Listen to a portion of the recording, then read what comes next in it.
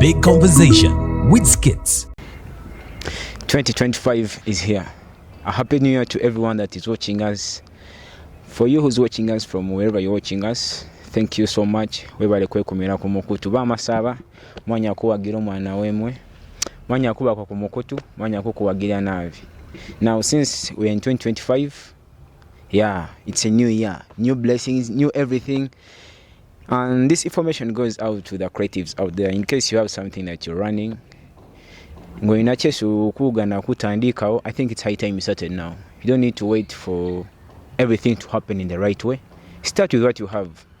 Creatives. Now, today, I came about a guest together discussing about some one or two things that happened in 2024.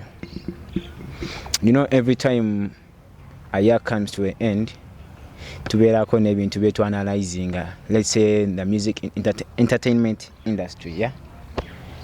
When it comes to the songs, the artists, the shows, and the sagas that have happened around the city, yeah.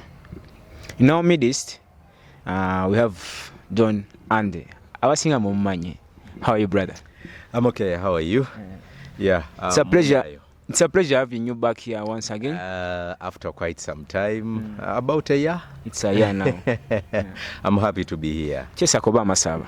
Bamasaba mwenayo mwanya kuba ku mukutu era mwanya nabikuwagira bana befe amosonga kukola content wefe nga nabone basya my young brothers nga bakola mirimo ngaji isanyuka nabiro kuba basinga bitu bikubibone Kampala nenga kwabone basya befe nga bali kukola bati kubongere mu mani ku liking as pages zawe kuzipushinge so that zisobola kufuna mani ate kukikube ali nambo lyo season.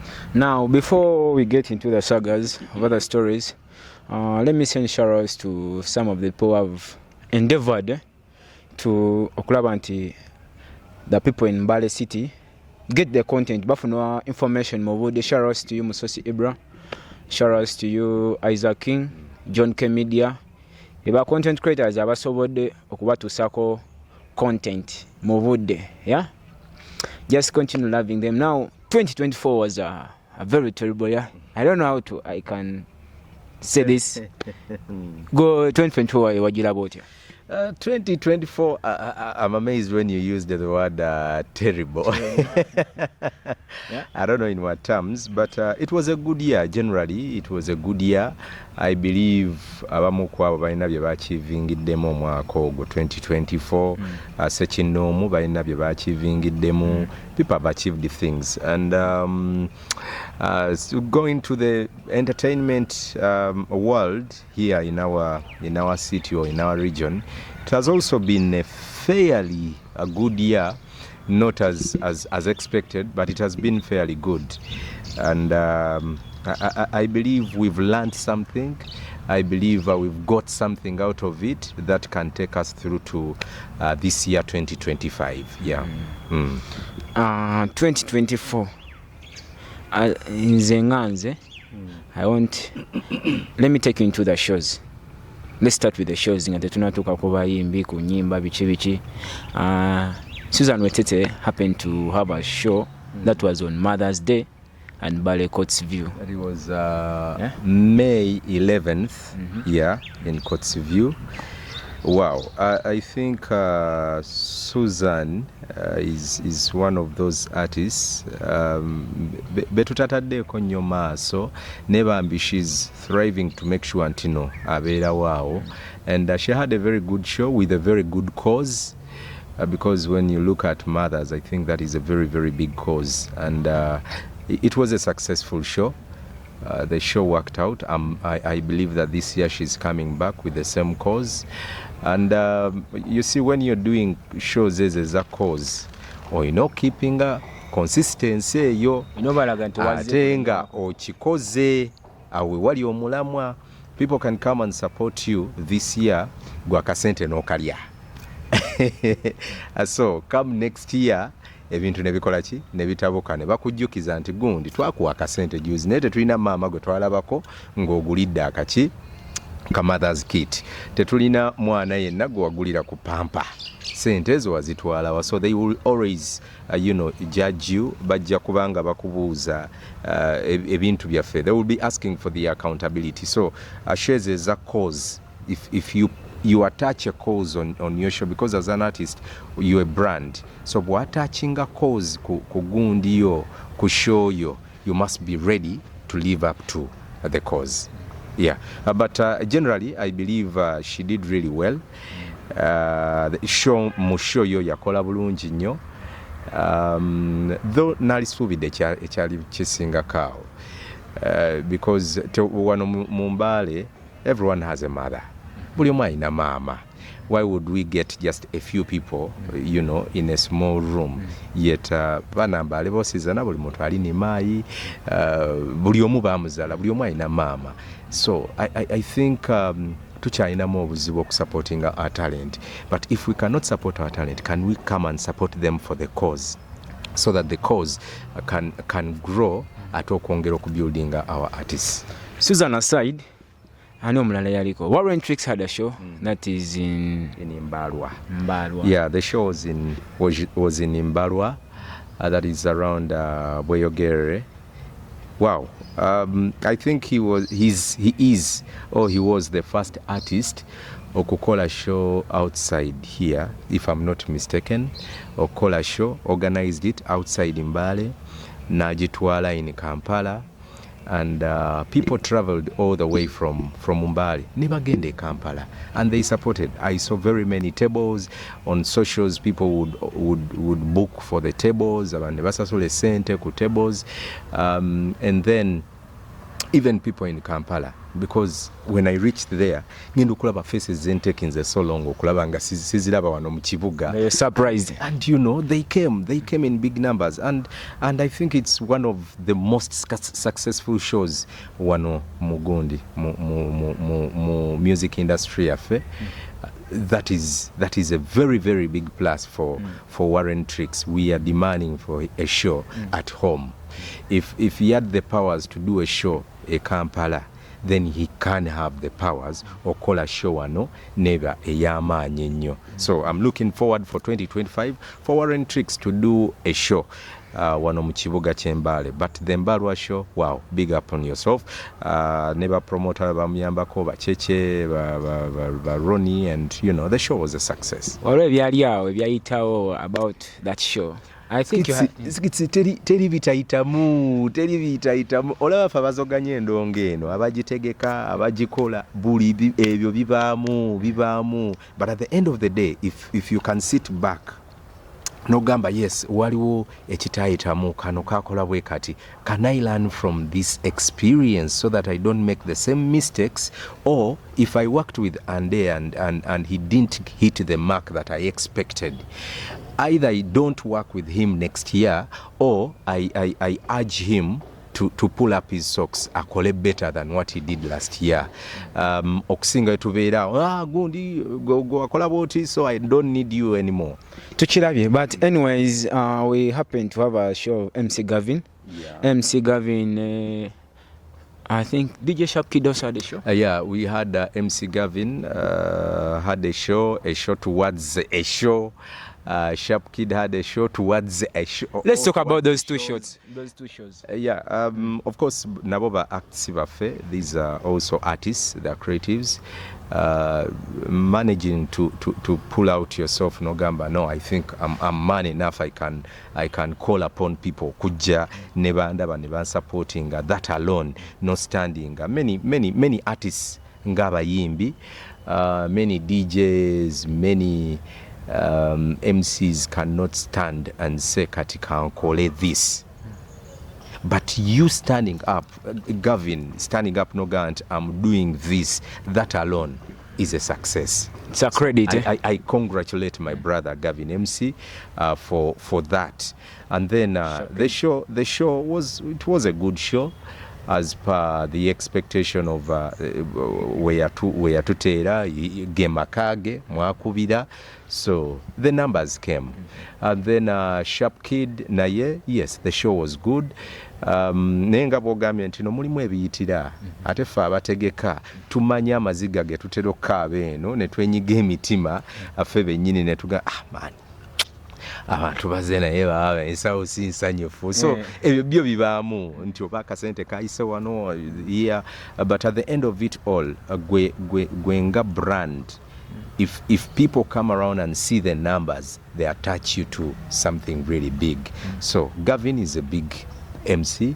DJ Sharp Kid is a very big DJ in this region, and it no wonder they are getting very many gigs all over. Bafunye gigs bungi nnyo all over the festive season. Yeah. Now Bonga. Yeah. Man like Rexy. Shout out to you, Rexy. Mwano Masije. Talk about that guy. Whoa. Bonga concert was at the club. Embassy Lounge. Wow. I think Mushozi Zewaka, still it is one of those shows is hitting a mark. Nja kutandikira ku bagenyi be inviting. I think all his guests came around. I saw Honorable Karim Masaba, I saw the aspiring Haji Nangoli yaliwo. And other personalities, and alaba Madam President Nangoli yatusubiza otokyamu byatukawo because I remember twali Nangoli anyway Nangoli says he's coming for the race. Northern Bali? No, Northern City, yeah, he's coming for the race. Shout out to you, Nangoli. Baba kwakusubira mu bitu bigali nabi. He's a good guy. Yeah, I think he's if given an opportunity, he's one of the guys who have supported the art industry. Trust me. He has really supported. Ate tatandise leero no. Nangoli tatandise leero. Because I remember the last time we were at the press conference, Gruna. No, even way back. Yayocha Esther, yayocha Gruna, John K. But John K. Bonna, yabocha. But Chembadengament, even way back, he's been supporting people. He calls himself local breed, so he knows how the local breeds must breed. Yeah. So chovola baberera munyonyo. So a big shout out to Honorable to be Umar Nangoli local breed. Nti kyokola ndowooza kyalitambudde bwekitera abantu b'embaali bwe bakuwa akalulu ndowooza ekintu okivuge ng'okitwala mu maaso. But the show, speaking about the show was really good. Nga bwe nkugambye nti abagenyi bonna bajja, people came in numbers, though still I'm not happy with the way we are supporting our music industry. I'm not happy with abantu baffe abewaka. I remember making a statement to Rexy. I think try to gain them more Peter. I think we had gone to Wakiso with Mbale Heroes. And damn it, the way everyone is vibing on this song, the way people are enjoying this song, the way this song has been used all over. Nemugamba, man, if people don't just turn up for this show, then I think I'm one of those people who are going to hate abantu bafe ab'Embale for supporting ab'e Kampala ate ne balekawo ekyaffe, because oluyimba olwo lutukoledde nnyo.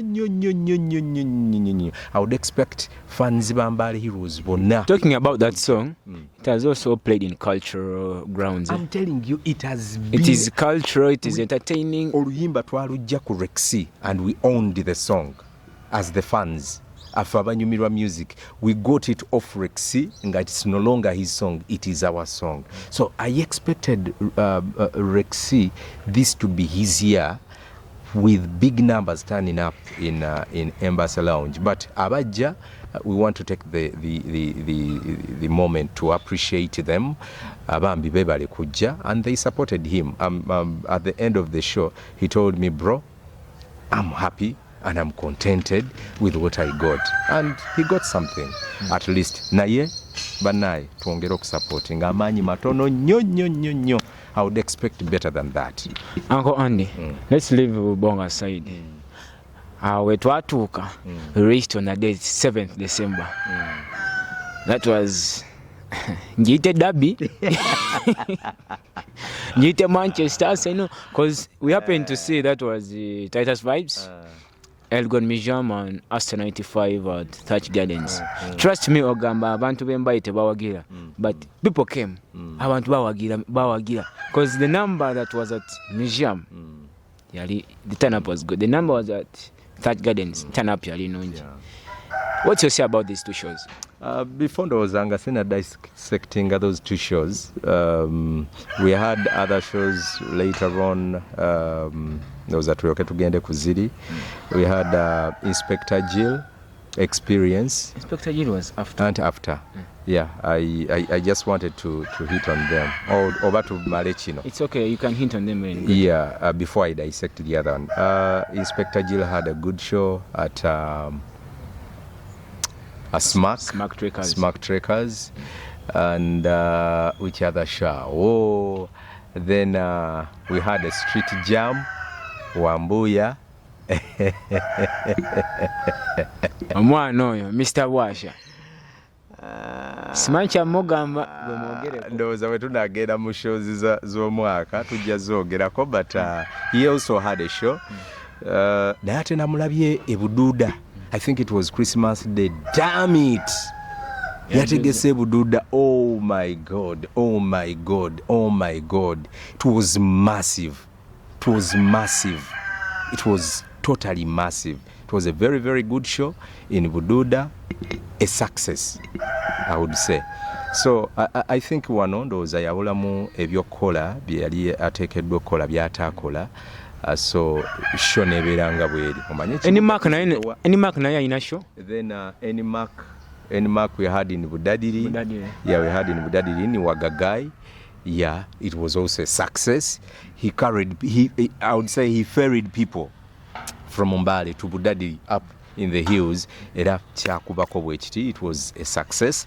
So I think he is the artist that is in plans of a show this year, and trust me, you're going to see Nmark's concert this year guno mwaka wano mu Kibuga, and other artists. But going back to the main shows, or to the main date, eyakola headline 7th December.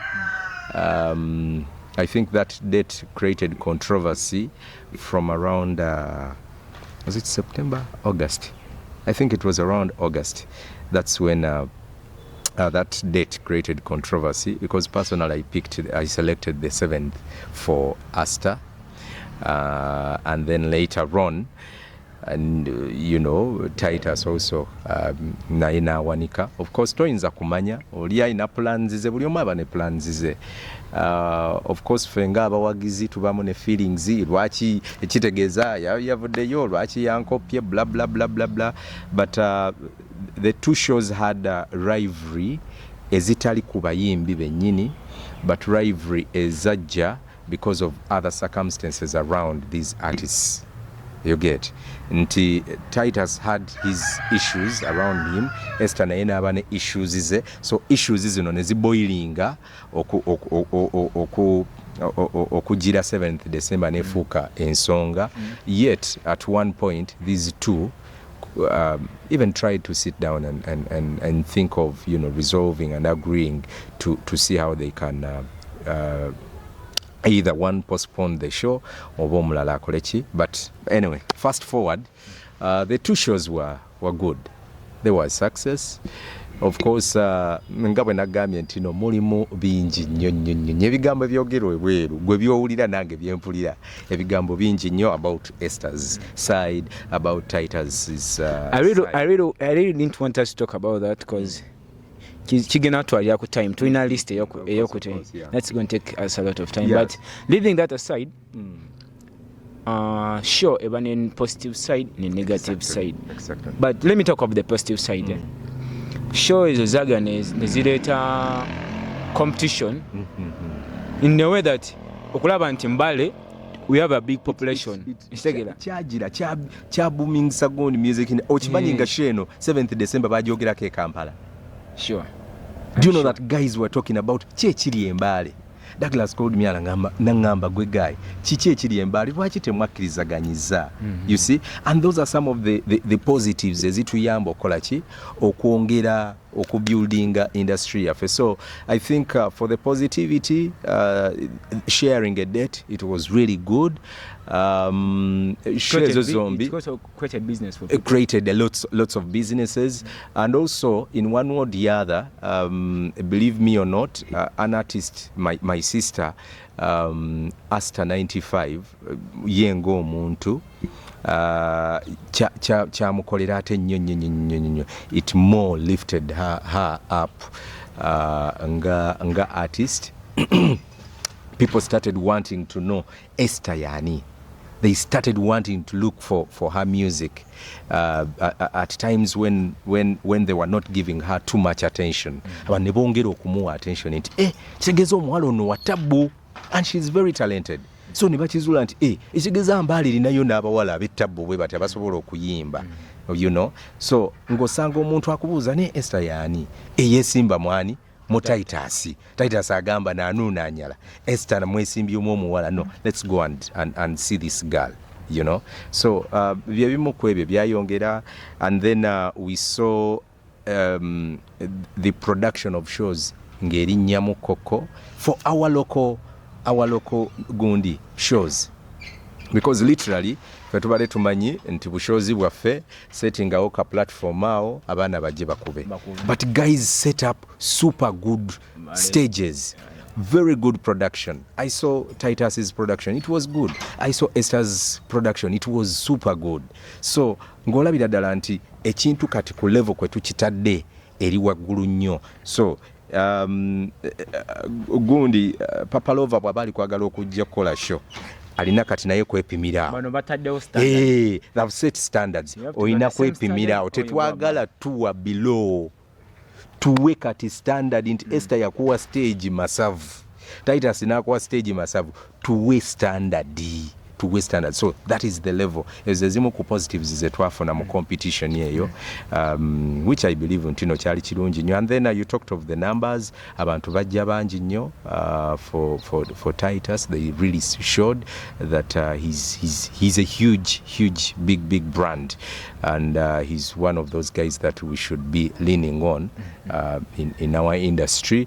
And then nekiraga nti Esther is the female artist that we should really give a lot of attention, given music gwazze kati ngali mukola moso under MT Records, music gwali mukola, very good production, very good videos, you see. Ate bw'omulaba kati olunaku olwaleero oyinza obutakikiriza nti estori okitegedde. So ebyo byonna tubyebaliza olwa competition eno eyajja nejja ne tusetingira ekyo kyo. So something can happen nolowooza nti kizze mu bubi, but it's setting up something good too. Exactly.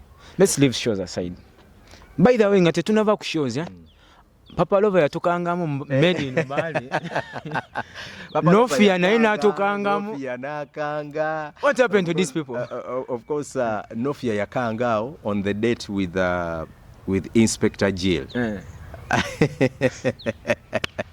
Nozo utalo lwalu. Anti mono ya muita baby ono. Anyway, but later on I saw Nofia at Inspector's show, and it was love. By the way, bayimbi balaga nnyo ate Inspector Love. Yeah. Bamulaga nnyo love on his Inspector experience, and that is the way to go. Then ngatuva ku nsonga ya 7th December. I want to call upon Fena and those. It's time that we moved away from that. Titus, move away from that. Asta, move away from that. Kino kyabaawo nekigambibwa nti there's life after 7th December. Exactly. The supporters, we should move away from that. Fabategesi tukimuvingeko ba MCs and whoever was involved. Let's move away and abaana basekule endongo. Era ande nga we nakyogeddeko.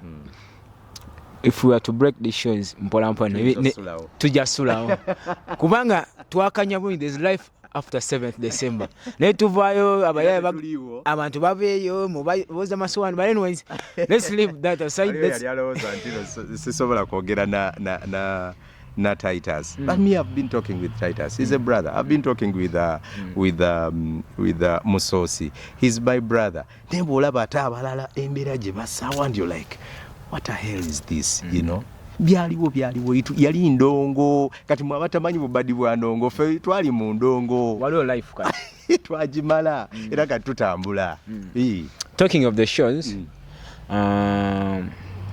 musically enyimba enyimba ki ezikukoledde guno guli omwaka 2024. What are some of the songs that zakuba? Yeah, in my opening remarks ngenze nenkugamba nti 2024 I think musically tubaddeko a little bit down, and not only in Mbale. It's been a general problem throughout the country.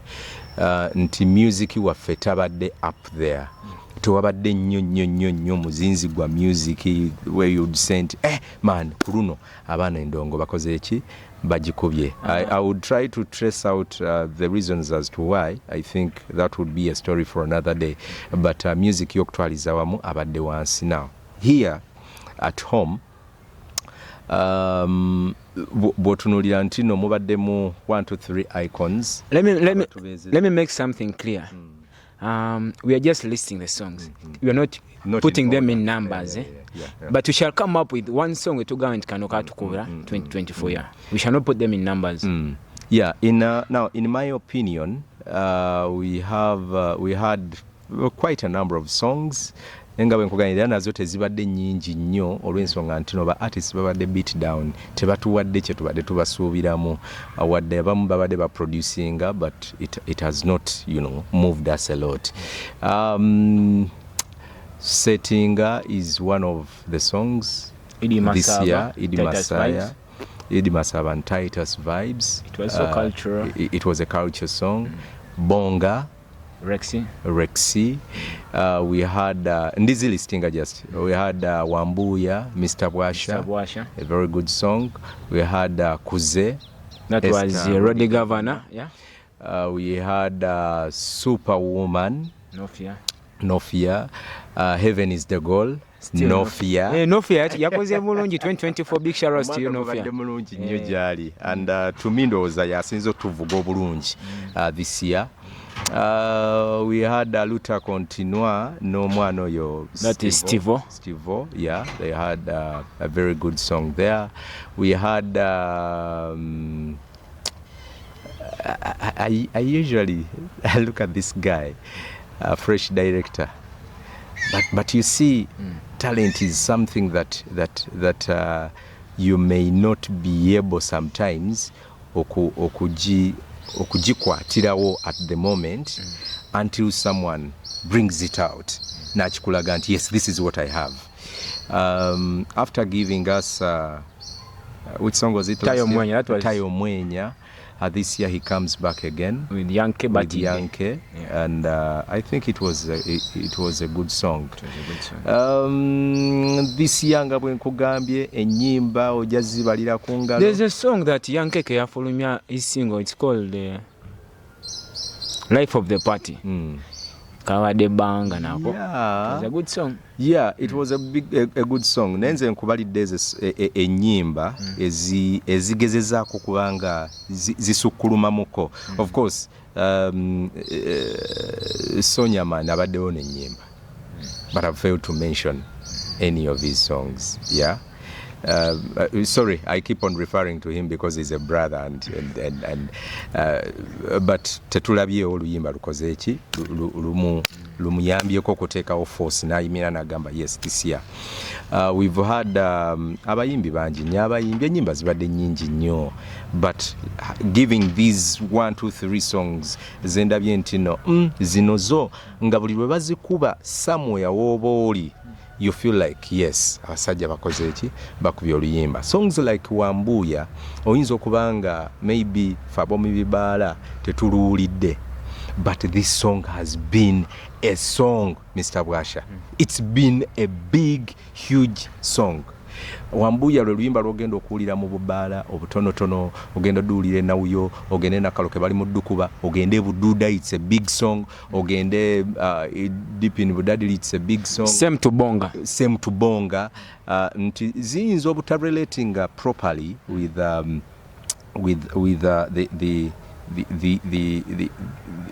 the audience wano mu kibuga, naye mu mabbali g'omu kibuga. And for us who do analysis of music, we don't strictly focus on bibaala byaffe ebikuba main.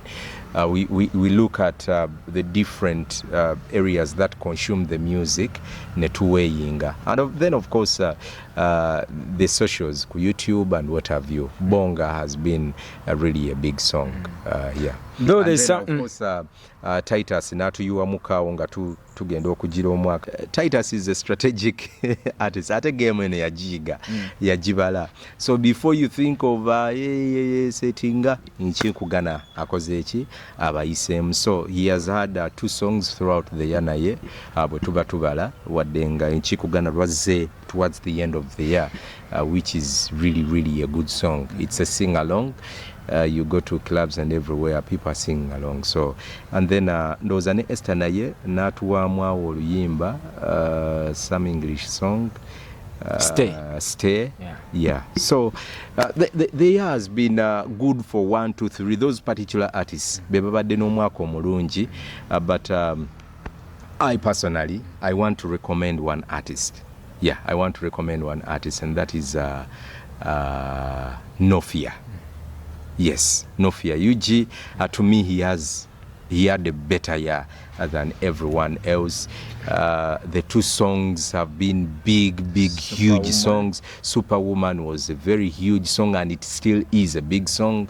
And then Heaven is the Goal is a song. And then as you listen to it over and over and over, you feel though there's of course yes, it is very true. He sampled and which is okay, by the way, kids. It is okay in music production. We do sampling. Ekyo tebakigaana. We do sampling. Era bwe wetegereza ennyimba zaffe ezisinga zonna wano mu Uganda, they have no originality. We sample ennyimba zaffe zonna ezisinga obungi tukola kye bayita sampling. So ekyo kyo tosobola kimenyawo. The song is good, it is super good. Thank you for the songs, Kati. Bayinza otufuna obubi naye. Anyway, there's some new kids on the block. Abazze mu industry naye bali tulaga nti bajja kisobola ekintu. Yeah, the kids are coming and they're doing really well. Nkugambye fresh director ye muntu omu kwabo botayinza maybe kusuubiramu, but at the end of it all you look at him and boom, he's doing something totally you least expected. And then but also as the others come in, kuba bo bangi nnyo, I'm also wondering where are some of these other boys abaatuwa last year. You remember oluyimba lwe twayogerako Elliot, where is he? Wizzy Breezy. Those are boys that we talked about. Basiri Senyo. And I think they need to check out themselves. Wizzy Breezy last year yatuwa kubanga the more you sit back namulaba ku show ya Asta, he's a good performer. He's very good. Yeah, a very good. Despite intino ba MCs bamusumbuwamuko. Yeah, ba MCs bamusumbuwamuko, but he's a very good performer. He's a very good artist. But olino tuongere fe twagala mmere tuwe mmere fumbe mmere ogituwe. Kuba abana bali mu kujja Stivo Aluta, the baddest, Unique, the first. To mention by the few, Geza Rebel, abana banji, akaliro kajja, abana banji. But as I said, nti abana bano buli lwe bajja bwe batyo, they should also be coming nga bamanyi nti yes ngenda kuba kano kandeese, but how am I going to be able to keep myself floating? Because buli lwotandika business olina ogitandika or making sure nti floating. Floating is when you're able nga tokola magoba nenga tokola loss, you're floating. So nemo music, you must be able to float for a certain period of time before okole ki osamba akajji kali buli omu agambe nti yes omwana wuuyo naye waliwo era okusamba akajji n'olemererwa okufloatinga bebo betuwulira ba one hit wonders oba oyo yayimbako nnyimba ze bbiri and then we forget about you. And let's try to sum up these things. We talked of shows. Yep. Shows another to mention is give me at least one show that at least made you what? Believe in it and yachikola. To me, Warren Tricks. Warren Tricks. Oh, I forgot Inyanga as one of the songs of the year. Yeah. I'm sorry for that, but Inyanga is one of the songs. Because the show was also called Inyanga Concert. Inyanga, yeah. To me, the dynamics of that show, to me, in my personal opinion, Bijifula, the biggest show of the year. One, yagitegeka Kampala. But when you see the numbers ez'abantu abavuga okuva eno ate nga baguze ne tables ne bagenda e Kampala to support Warren Tricks, to me I think it made a very very big statement. Bw'olaba abantu b'e Kampala abajja mu sheeyo ekifo si kye kinene nnyo, but ku muyimbi nga Warren Tricks n'omugamba nti naategese show Kampala, man, that is something huge. So to me, Inyanga was the biggest show. Inyanga Concert. Eyinza okuba nga Titus oba Esther bamusinga abantu, but to me, looking at the dynamics, it is my biggest show of the year. Talking of the shows, what about when it comes to the songs? Kayimba ki akasinga okukyaka guli omwaka 2024? To your perspective. In my personal opinion, I would go with Bonga. Bonga. Yeah, I would go with Bonga. Bonga has been a song, honestly, that would make everyone move. Rex tetumuzaako mukono. In villages, in towns, and everywhere. To me, Bonga. But as I mentioned, all these songs were very, very good songs. But Bonga was yalinamu akenjawulo. Yeah. Muba artist, uprising artist, who could you recommend? Nga bwe nkugambye nti no, Fresh Direct oyo ndowooza tumwerindemuko. Fresh D. Guga tayo mwenya. Tumwerindemuko. Fresh D. Ajja tufuukira ekizibu. Naye swaga lingi Fresh D. Naye ayinza otufuukira ekizibu. Generally mu bayimbi bonna. For those who think his perspective is not right, that's my personal opinion. Drop yours in the comment section. Comment section naye muteekeye yammwe. Drop your best song of the year 2024. Drop your best artist of the year, uprising artist of the year. Kyonna ekikoledde last year, the show yakoledde last year. Yeah, now generally when you talk of artists, beating around over female or male, anasinga okukyaka. This year, if I was given an opportunity to okulonda artist of the year, I would go with Nofia. Yeah, Nofia would be my artist of the year. You see, Nofia ye artist eyajja, and there was a lot of criticism about his talent, how he's not talented. But you see, najanga alemerako nga pushinga at a time natukanga bambi ateekamu kingi nnyo, ennyimba z'okuzannya ng'ateekamu. But this year, if I'm not mistaken, Nofia talina gwe yawadde ssente kuzannya nnyimba ze. If I'm not mistaken, Nofia tewali we yasasudde kuzannya Superwoman. In this region, tewali we yasasudde kuzannya Heaven is the Goal. Ennyimba zeetunze zokka. So to me, that is my artist. Speaking about that, Superwoman was nominated in the High People Awards. Exactly. Superwoman Settinga. Yeah. Unfortunately, they didn't bring the award, but just nomination. They've recognized you. Chitegeza, that is big. Era nga bwe nkugambye nti no, Nofia oyo. Big shout out to you, Mukolo. Nofia. That is Don Andes list. For those who are not fine with this list, man, dropping a year, take out my comment section. just I want to send shout outs to my director Alexino.